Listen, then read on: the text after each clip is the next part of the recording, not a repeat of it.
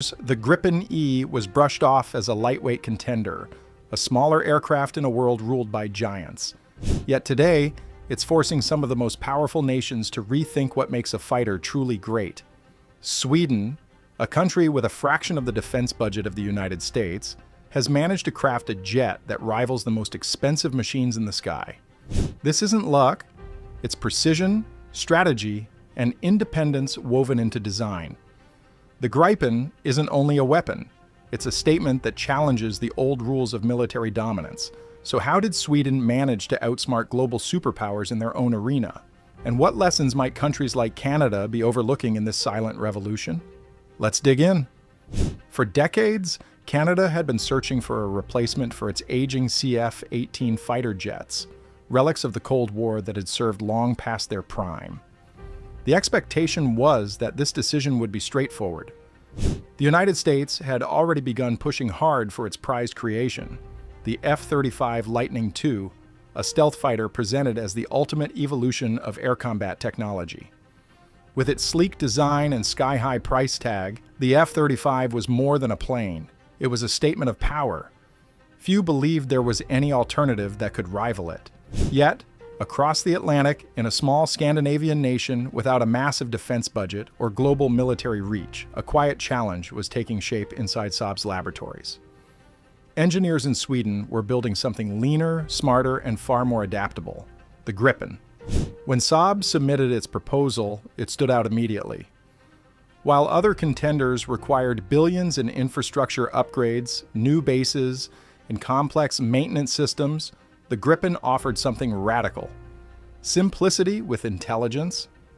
It could land and take off from ordinary highways, refuel in minutes, and operate effectively in harsh Arctic conditions. Even more importantly, it gave Canada something the F-35 never could: full control. There would be no need to depend on American authorization for software updates or maintenance. For a nation that prided itself on sovereignty, that independence carried immense value. The concept seemed almost tailor-made for Canada's geography.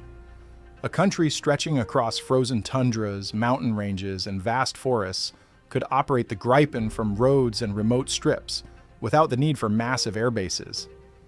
Its maintenance demands were minimal, requiring only a handful of technicians. For a brief moment, it appeared that Canada might embrace an aircraft that perfectly matched its landscape and philosophy, a jet that could keep the country self-reliant in the face of global uncertainty. But Washington was watching closely, and silence was never an option. The idea of an allied country, especially one so deeply integrated into NATO, choosing a Swedish fighter over the American flagship, was politically unacceptable. Subtle pressure turned into direct persuasion. U.S. officials emphasized NATO's interoperability standards, long-term defense cooperation, and strategic alignment. Behind the diplomatic tone lay a clear message: Canada was expected to choose the F-35. Years of debate followed, filled with public scrutiny, technical reviews, and political argument. Eventually, the outcome became official: Canada would purchase the F-35. The decision brought celebration in Washington, where it was seen as a reaffirmation of alliance unity. In Stockholm, however, the mood was quiet but determined. Sweden had lost a sale, but not its conviction. Saab continued refining the Gripen, preparing for the moment the world would finally understand what it had created. That moment came sooner than expected.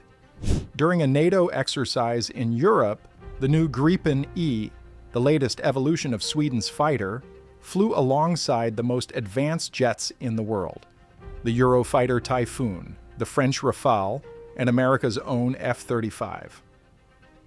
Observers anticipated a respectable showing from the Swedes, but no one expected what happened next. In a series of electronic warfare tests, the Gripen E stunned everyone. It disrupted enemy radar, confused missile guidance systems, and even blinded targeting sensors of competing aircraft. Reports described it as a phantom in the sky, impossible to track, harder to hit, and seemingly one step ahead of every move. One NATO officer compared facing the Gripen to fighting an invisible opponent. It was not the fastest jet, nor the most expensive, but it had mastered the art of deception. While other fighters relied on hiding from radar, the Gripen manipulated it, feeding false signals to enemy systems and creating illusions of targets that didn't exist. It turned stealth from a feature into a strategy. In the era of high-cost warfare, it was an affordable genius. When the news of the Gripen's performance reached Canada, it caused discomfort among decision-makers. The aircraft they had dismissed as second-tier was outperforming some of the most advanced machines on Earth. Questions began to surface in Ottawa. If Sweden could achieve this level of capability with a fraction of the budget, had Canada made a mistake by committing billions to a fighter that demanded constant American oversight? The differences between the two aircraft went far beyond price tags. The F-35 required specialized facilities, complex logistics, and tight control over software and data, all managed under U.S. supervision. The Gripen, in contrast, was built around autonomy. It could be refueled, rearmed, and back in the air in less than 10 minutes, using only a small team and a basic stretch of road. Every detail reflected a philosophy of independence. Sweden's goal was not to build the most luxurious fighter, but the most resilient one. As reports from NATO exercises circulated, the Gripen quickly gained attention across Europe. Nations seeking affordable yet advanced defense options started, looking at Sweden with renewed respect. The irony for Canada was unmistakable. The country known for its spirit of independence had chosen the most expensive and dependent aircraft available, while the small Scandinavian nation had created a plane that embodied the freedom of self-reliance. Public reaction in Canada grew sharper as analysts and politicians revisited the decision. Editorials questioned whether aligning too closely with Washington had cost the country its defense flexibility. Others pointed out that every maintenance check and software update on the F-35 required approval from the U.S. Department of Defense. That realization struck a nerve. A growing number of voices began to ask if Canada had traded away not only billions of dollars, but also a measure of its sovereignty. Meanwhile, Sweden's success continued to grow. The Gripen became a model for nations seeking balance between technology and independence. It proved that a smaller country could innovate without bowing to superpower influence. Its message was clear: true strength comes from control, not dependency. The jet symbolized a new way of thinking about national defense, one rooted in self-sufficiency rather than alliance obligation. For Canada, that message was difficult to ignore. The F-35 deal represented access to advanced technology and closer ties with Washington, but it also came with strings attached. Every mission, every upgrade, and every technical modification would flow through American oversight. In contrast, the Gripen offered complete freedom at a fraction of the cost. The debate remains as relevant as ever. Canada's choice reflected the complex reality of modern defense, balancing politics, technology, and national pride. Yet beneath the layers of strategy and diplomacy lies a deeper truth. Sweden managed to challenge global powers not through might, but through intelligence. The Gripen proved that innovation can level the playing field, even against the largest militaries on Earth, and that, more than anything, may be what stings Canada the most. A nation once known for its independent spirit now seems to have traded that very identity for guarantees from Washington. And this was the beginning of the storm that would turn the aviation world upside down: the rise of the Gripen. As the Swedish fighter began appearing in NATO reports as a standout performer, the quiet hum of admiration turned into noise.